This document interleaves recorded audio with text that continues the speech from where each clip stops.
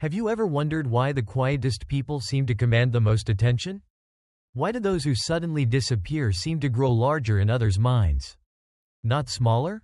And most of all, what happens when you stop showing up for the world and start showing up for yourself?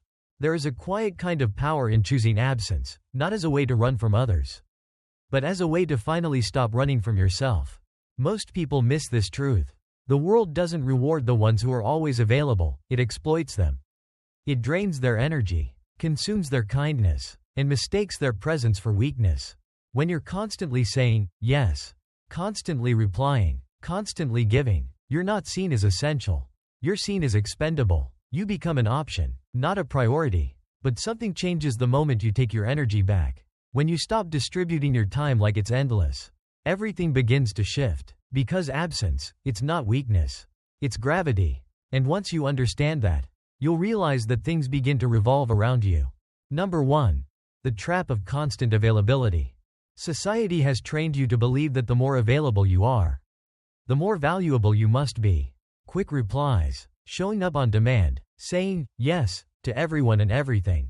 That's what makes you dependable, right? But Stoicism says the opposite. Marcus Aurelius didn't journal to win favor. Epictetus didn't speak to please a crowd. Their strength didn't lie in saying yes. It lay in their restraint. They served with intention, with structure, and with presence. Being endlessly available makes you predictable. Your time becomes background noise, expected, not appreciated. But the moment you begin to withhold, to decide where your energy flows, everything changes. You send a silent but strong message. My energy is something to be earned, not assumed. That's not pride. That's clarity. That's structure. That's the foundation of self-respect. Being always available doesn't make you valuable, it makes you predictable.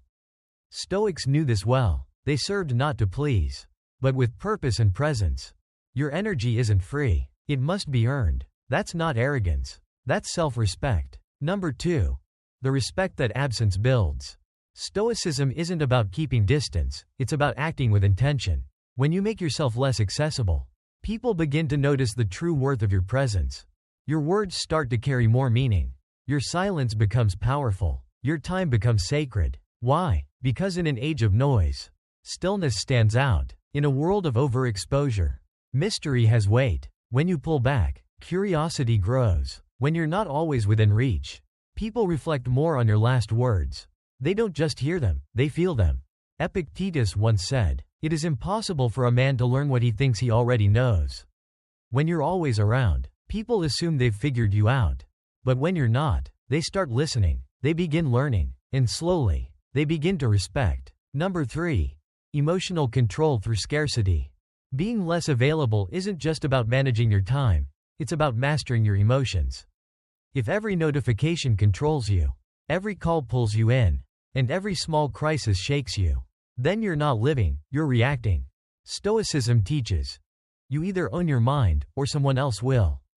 When you pull back, you learn self-control, not over others, but over yourself. You become the observer. You stop rushing to please. You stop bending to be accepted. You pause. You choose when to respond, when to remain still. You speak from principle, not pressure. And that pause, that quiet mastery of self, is one of the rarest and most powerful currencies in today's chaotic world. And when you truly master this inner stillness, you begin to lead, not by force, not by shouting, but simply by existing in alignment with your core values. You influence others without even trying, simply by being whole within yourself. Number 4. How detachment creates focus.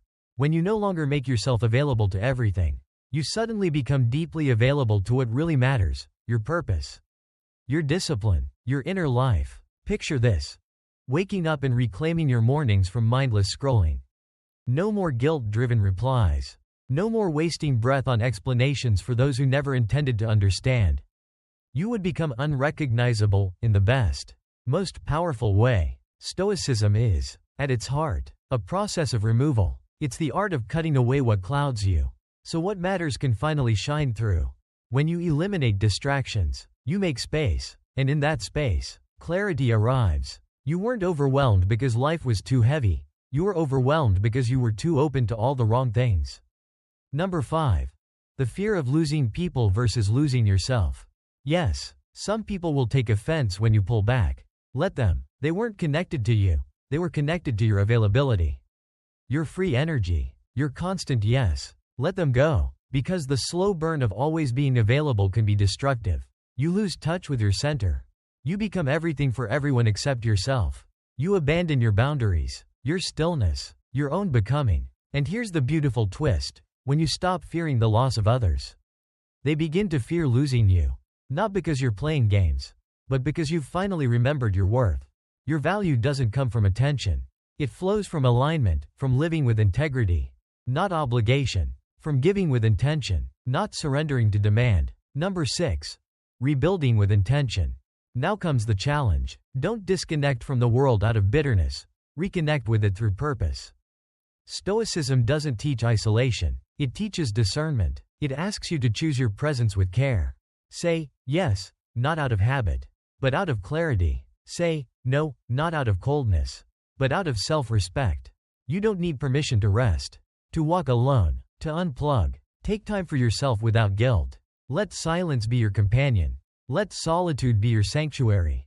These moments of quiet intention are where your boundaries are forged. When you live this way, people begin to notice. They stop assuming you'll always be there. They begin to value your presence. Because it's no longer automatic. It's meaningful. It's earned. And the more intentional you become, the more your energy flows to what truly matters. The people and the passions that reflect your best self. The Stoics never feared solitude. They feared disconnection from the self. And the moment you stop being available to everything, you become available to your destiny. You don't need to chase significance. You only need to reclaim your attention. You don't have to respond to every pull from the outside world. You only need to answer the call within. Because the moment you reclaim your time, you begin to reclaim your life. And when that happens, something amazing unfolds. You gain freedom. Freedom to focus. Freedom to build. Freedom to become. So take a deep breath. Step back. And remember, the world doesn't need more noise. It needs presence. Be deliberate. Be quiet. Be powerful. Right finger if this message resonated with you. Don't forget to like, subscribe, and share it with someone who needs it today. You're not just watching a video. You're reclaiming your life, one moment of intention at a time.